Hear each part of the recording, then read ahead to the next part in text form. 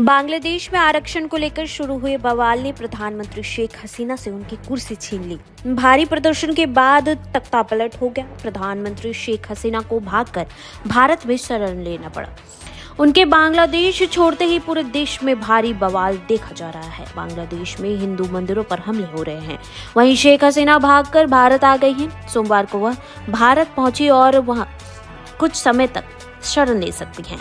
Reports के मुताबिक बाद में ये लंदन भी जा सकती है। प्रधानमंत्री नरेंद्र मोदी ने सुरक्षा और बांग्लादेश के हालात को लेकर मीटिंग की। संयुक्त राष्ट्र प्रमुख ने लोकतांत्रिक तरीके से सत्ता परिवर्तन की बात कही है। पर क्यों हो रहा है बांग्लादेश में हिंसक प्रदर्शन? रविवार को ही झड़पों से कुछ दिन पहले ही बांग्लादेश में पुलिस और मुख्य रूप से छात्र प्रदर्शनकारियों के बीच हिंसक झड़पें देखने को मिली थी, जिसमें 300 से अधिक लोगों की मौत हो गई थी।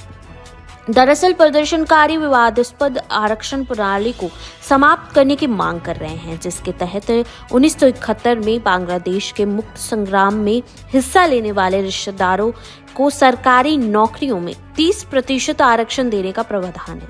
बांग्लादेश में आरक्षण प्रणाली के तहत कुल 56% सरकारी नौकरियां आरक्षित है।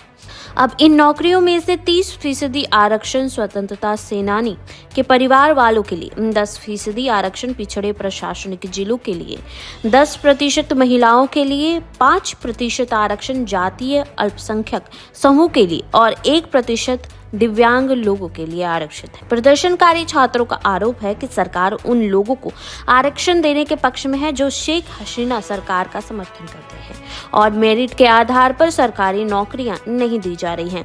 इसलिए प्रदर्शनकारी इस आरक्षण प्रणाली को खत्म करने और हसीना के इस्तीफे की मांग कर रहे थे, जिस वजह से देश में लगातार हिंसक प्रदर्शन देखने को मिल रहा था।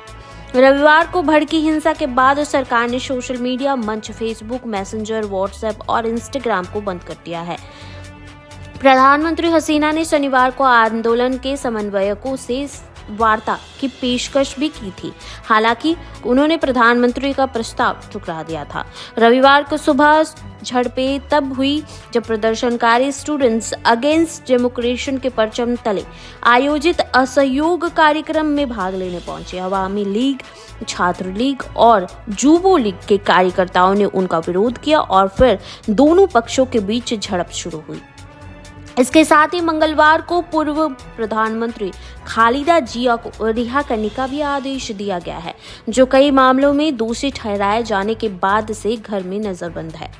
शहाबुद्दीन ने संसद को भंग करने के बाद एक अंतरिम सरकार का गठन करने का ऐलान किया है।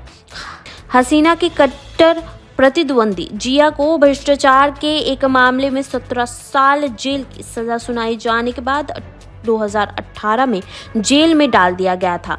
माना जा रहा है कि नई सरकार में खालिदा जिया फिर से प्रधानमंत्री बनेगी। हालांकि उनका सत्ता में आना भारत के लिए अच्छी नहीं मानी जा रही है।